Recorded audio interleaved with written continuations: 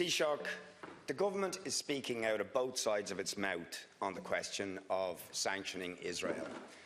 You're trying to convey to the public who want to see sanctions imposed on this genocidal, murderous regime that you're imposing sanctions, but in actuality you're doing everything to ensure that no serious sanctions are actually imposed on the regime.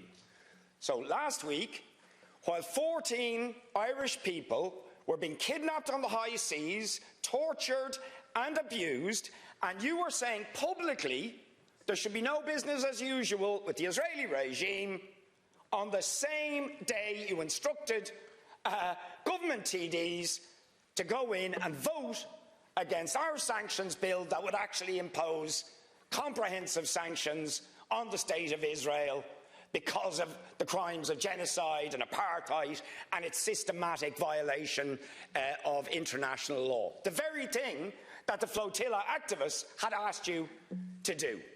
Then this week, we have headlines today saying the minister is going to bring forward the Occupied Territories Bill, something that you've been promising for a very, very long time. But at the same time, that bill in actuality is going to gut the original bill drafted by Francis Black by not including services in the bill. So it will only prevent trade in goods, and maybe not even all goods, if the reports in the ditch in the last week are suggesting that actually the exports from this country to the occupied territories may be 40 times more than are being officially acknowledged by Irish authorities, because the Israeli authorities are giving much higher figures for the imports from this country. But in any event, the exclusion of services is 70% of the trade between Ireland and the occupied territories. And of course the bill you're bringing forward won't impose any sanctions whatsoever on the Israeli state itself. That is providing the support and the means for the Israeli settlers to grab Palestinian territory, to annex territory, that was orchestrating the genocide in Gaza, that is orchestrating the brutal regime of apartheid, and the government isn't imposing any sanctions at all on the state that's doing it. But actually, our trade with Israel has dramatically increased over the last number of years, making Ireland the second biggest trading partner with Israel in the world. So will you stop the hypocrisy and actually bring forward a bill that imposes serious sanctions on Israel for its Taoiseach to respond now, Deputy. Taoiseach to respond. First of all, I again thank the Deputy for raising it, and maybe to some degree with a bit more honesty than others. Because, of course, first of all, let's accept the distinction you have made from others.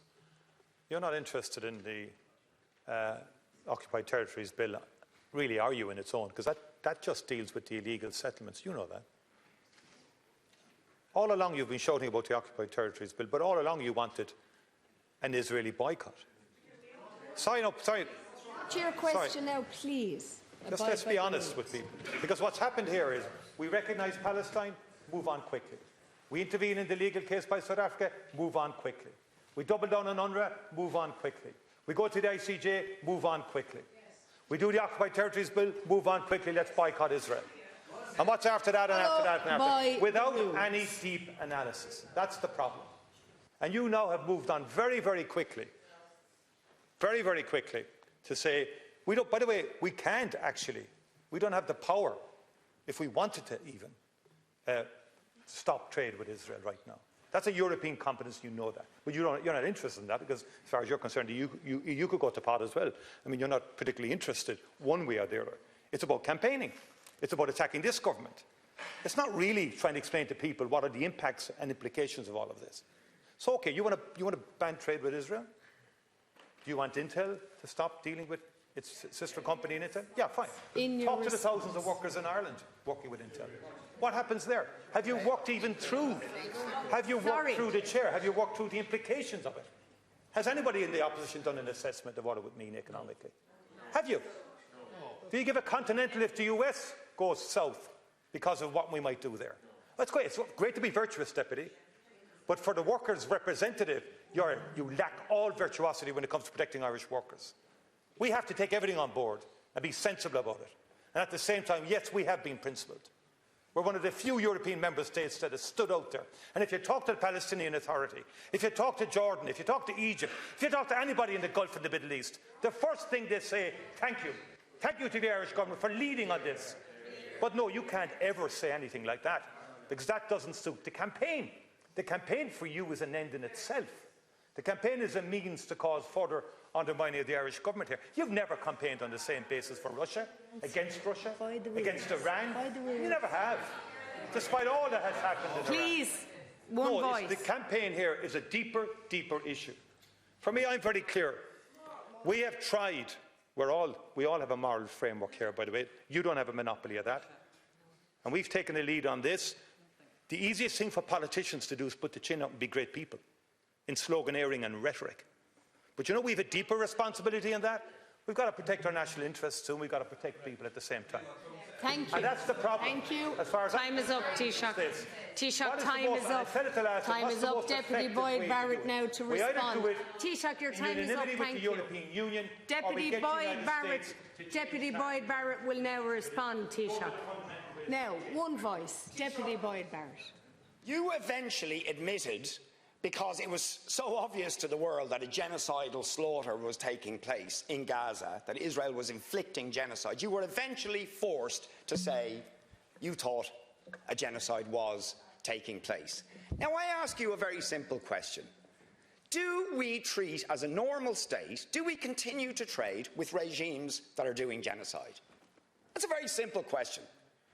Do we just treat them like any other trading or business partner? Do we continue to increase the amount of trade we do with states that are doing genocide, that are doing apartheid? Do we, in 2024, in the middle of the genocide, approve €20 million of licences to the IDF, the military force that is committing the genocide in Gaza? Because that's what you've done.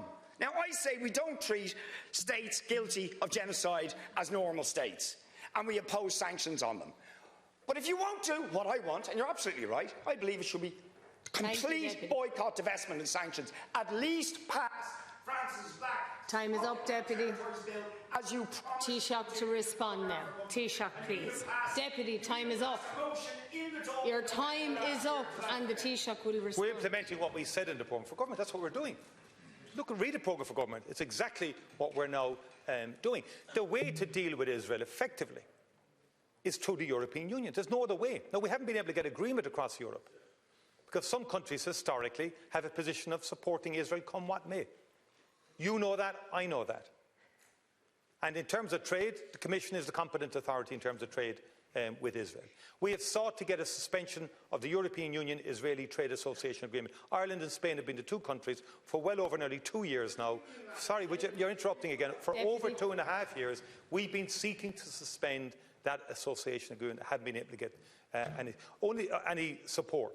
Only last week, eventually, because of Hungary's change of government, we were able to get sanctions on violent settlers at European level, violent Israeli settlers in the settlement as well. We're now trying to get at least a common European position on the occupied territories, but we're still under different because the Slovenian government has now changed with a completely different approach and different response.